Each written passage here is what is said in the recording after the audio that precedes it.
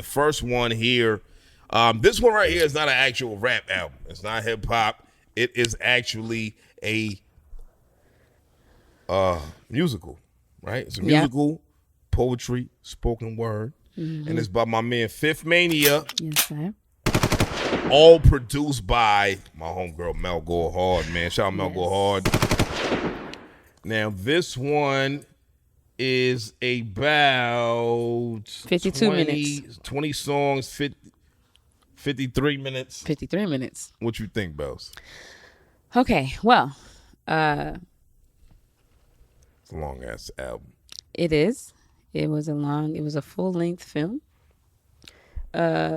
Firstly, my expectations were high from jump, especially once I saw that Mel Go Hard was attached to it. Shout out Mel Go Hard. That's my long lost cousin. Her. Big Z shit.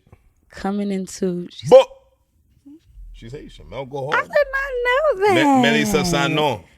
You ain't have to do all that. Bleep that up. That's my grandma's last name. I swear we're related. Wow, I did not know that. Yeah. I learned something new every day. Coming into it, I'm not gonna hold you. My first reaction was I don't like this, and I think it was just I didn't really know what was going on. Leon T. Jean Sort. Who you talking about? Keep going. Nah, because I know it's not me. I'm gonna love you, Shady. That translates to I am a big fat liar. Don't believe anything I say. And this is Charlie speaking, not me. You understand me? So Bells is a big fat liar. Like I'm not big, I'm not fat, and I'm not a liar. 3 lies were told in a row. That's crazy. You said it. In less than 10 seconds. Me. I want you to do something for me. What is that? I would like for you to... Stop talking? Yes. Okay. Thank you so much for your cooperation. Now, as I was saying... I don't cooperate with law enforcement, though. Just want to let you know that. God. She's not law enforcement. No, I'm by not. The way. All right. But anyway, I'm not. Continue. Okay, so... Proceed, my nigga. Come on. Throughout Come the... sorry. Karate chop you in your neck. Oh, they just stomping the yard upstairs. I was so confused. Said, y'all want us to be quiet? Y'all want us to be... Yeah, they're doing it on purpose now.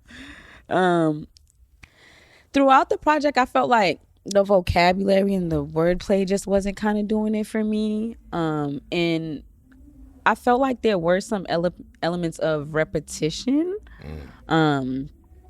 And it wasn't horrible, but every time I heard something that I had already heard on another record, it kind of like, my ears went up like, wait, why are we saying this again? Right. Now, I will say that I could visualize what the intention behind the project is. I could see this almost like as a stage play with like every track being an individual segment that leads into the next one.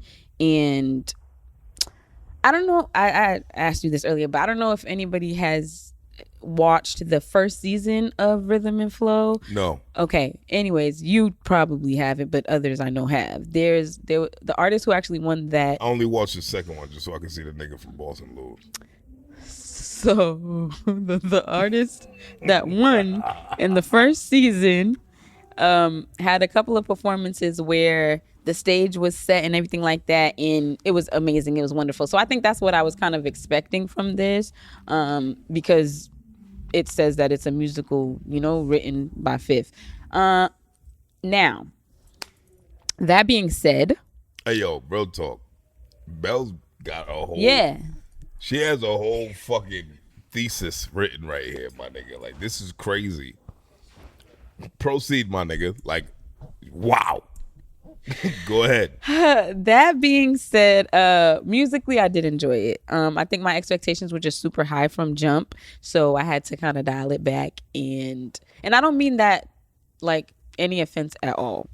A story is indeed being told. I just in the beginning could not figure out 100% whose story was being told or why. I think what threw me off a bit throughout the project was like some of the cadence on some of the tracks.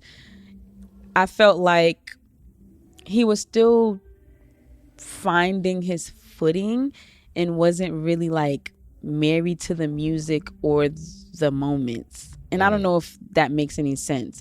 Only in some instances. That wasn't throughout the entire project, but it was like there was all of these ebbs and flows of like, ooh, I like this. What's going on?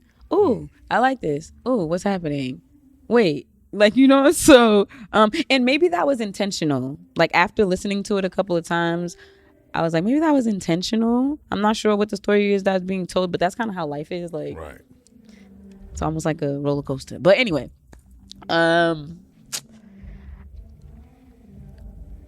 there was like a clear transition midway. So right at track 7, that's when I kind of like was like, oh, okay, I like the What's the Truth. It was like a spoken word thing. It started the conversation between him and, I do not want to mispronounce this girl's name. Mashiri. I apologize in advance. But she did it for me. Like, she made me listen and sort of... Mashiri? On the low, perhaps. I don't know. But that was the track that kind of reeled me back in at that point. And that reeled me in every time that conversation emerged again, because there were multiple tracks where they went back to them talking and things like that. My only qualm with the interaction between the two of them was it didn't feel natural. And I know that it's spoken word, but it did not feel like a natural conversation. It almost felt like a cold read, like they were reading it off of the paper. I felt hers didn't feel natural. Okay. His felt natural to me, but proceed. Well, maybe. I feel like and correct me if I'm wrong. You know, you jump in the comments and flame me if you want. I felt like these were recorded in separate sessions. So meaning, there was ideas, or that's how it sounded to me, where she recorded her parts and he recorded his parts. Like, you know, when he was and talking like back, that was his ad libs, him playing it back like, yeah, all right. Okay. Like, you know what I mean? Like type shit. You know, I think that's what I got from it, just based off of the energy of the said conversation. Okay, see, that actually kind of makes sense to me, because for me, it was like as soon as their conversation pieces started, I could visualize them sitting in like this little hole in the wall, cozy diner by the window type of thing. That was the intent, right? Yeah. That was what they wanted to convey, right? Yeah. And they succeeded at doing so, but just the way it was recorded, just the way I heard it back and the way it was played back, I was like, I don't know if they were actually in the studio together. You know what I mean? It was either that Phifth Mania sounded very comfortable, in my opinion. Whereas she kind of didn't. She kind of sounded like she was reciting, not performing. Yeah. Right? And when you do a score like this, it has to be a performance. Yeah. And that was one of the drawbacks for me. Yeah. But continue. But no, I agree. I agree with that. So, you know, after that, from there, I was like, okay, I like what I'm hearing. I really like Date with Destiny. Yeah. I love the hook on that. That was one of my favorite tracks. When I got to Simon Says, I'm like, okay, this is a little chaotic. What's going on? It was giving like a little, not necessarily, is soft metal a thing? Like it wasn't necessarily heavy metal. It wasn't necessarily soft metal. Yo, shut the fuck up. Light metal, medium metal. I don't know. It's a mediocre metal. It wasn't necessarily heavy metal, but it was given that like. I'm trying to articulate the best way I can, man. Soft metal. What is soft metal? What's that? Aluminium? Aluminum foil. No, but that was the vibe that the production was giving me kind of towards the end of that. Nigga said brushed aluminum. Go fuck. Bro, see, I'm laughing, but I'm not laughing at the project. I'm laughing because why you you supposed to be silent. No, I'm laughing at the fucking choice of description. My nigga, soft metal. Soft metal. Where the fuck is that at? Anyway, continue. But Overall, though, I did ultimately enjoy it. Like I said, I would love to see this project materialize as a stage play. I would definitely pay to go see that. And if I'm not, correct me if I'm wrong, like at the end, after I heard the project a few more times, I felt like it was like a mirror to life type of thing. So I don't know. I would love to know, what the inspiration was behind it and what the story really is. But I liked it. I did. I liked it a lot. I actually really enjoyed this because to me, what it sounded like, was him chasing destiny, right? Okay. Was Phifth Mania chasing destiny, and your story and your route, how you dictate how your story is gonna be played out and things of that nature, always is gonna have multi layers to it, ups and downs, triumphs and squabbles and whatever, all that shit. Mm-hmm. And that's the conversation with the woman. Yeah. Kind of solidified that, right? It was like, well, just when I thought I was gonna open up to you, you wanted to go and do this or say this and whatever, and it gave me the feeling of what you speak is life, right? Yeah. Don't speak bullshit into the universe and expect to get great shit back. What I wanted from it was better wordplay. Yeah. Because of this being a spoken word project, I just felt like just better words could have been used. And it doesn't mean that it was bad. It was just like the vocabulary could have been a little more expanded, right? It could have been expressed a little more eloquently. Right. You know what I mean? And like I just said earlier when I interrupted you, that I don't know what old girl name is. Is it Masheri? Yeah, I mean, I'm sorry, lady, if I'm young lady. You know what I mean? Like, I don't want to. I really hate butchering people's names. Like, I don't like doing that. But I just don't know how to pronounce it. But because Phifth Mania was so like into it. Yeah. He was so in character. Yeah. When it came to these skits, and I just didn't feel the same from her. Yeah. So it kind of ruined it for me, but it didn't ruin it for me as far as the dialogue went. The dialogue was exactly in place. It was exactly where it was supposed to be.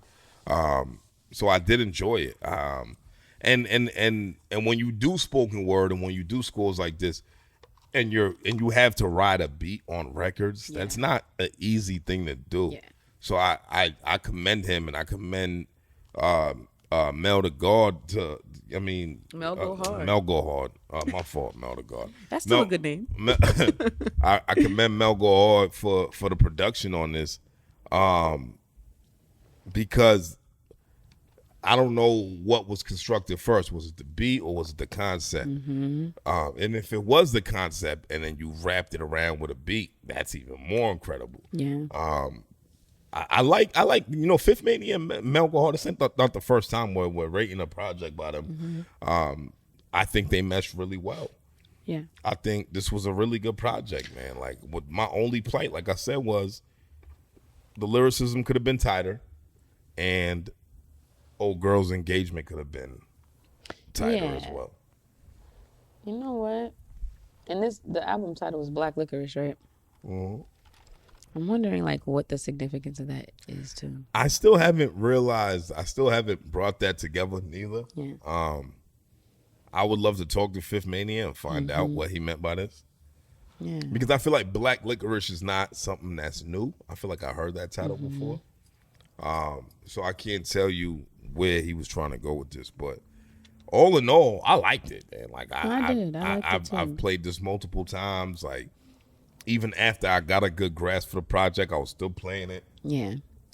I love the artwork. Yeah, the artwork was real good. The artwork was great. And it was a long project as far as tracks go, 20 tracks, but it didn't feel long. It didn't feel long at all. So, I don't want things to get lost in translation where I said, like, honestly, when I first heard it, I was like, what's going on? But when you listen to it for what it is, you're listening with a different ear, you know, which is what I did. And I did enjoy it in the end. Like I said, I would love, I'm just going to say it again, you know, just to reiterate, I would love to see this as like a real full Gameplay. on. Yeah. I think I it can would see be real that. nice. I can see that. I think that'd be dope. Yeah. But let's talk about the rating. Mel Go Hard and Phifth Mania, Black Licorice. We gave this a solid 4.2 out of 5, man. Shout out Phifth Mania. Shout out Mel Go Hard. Shout out Ma Shelly. That's what I'm going to call you. You know what I mean? I like that name. I feel like that. It makes sense. Yeah. You know what I mean? Yeah, keep working, man. We gonna talk soon, bro.